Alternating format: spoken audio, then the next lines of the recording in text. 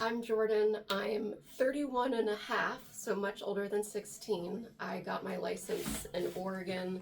I had it for over a decade. Then I was out of the country. My license expired and I moved to Texas. So I had to do the road test again. I took it in September.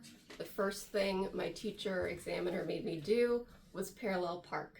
If you hit a cone, you automatically fail. I automatically failed at 31. That was in September. I spent since then really practicing with an adult in the car my parallel parking.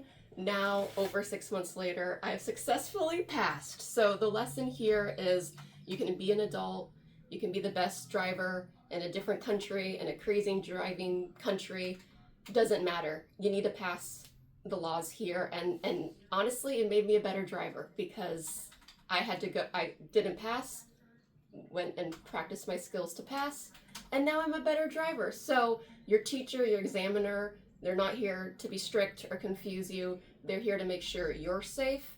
And if you're not ready to be on the road, you're not ready to be on the road, and it's their job to keep you safe and everybody else on the road. So it was painful in the moment, but now I'm a better driver for it. So watch out, Texas roads.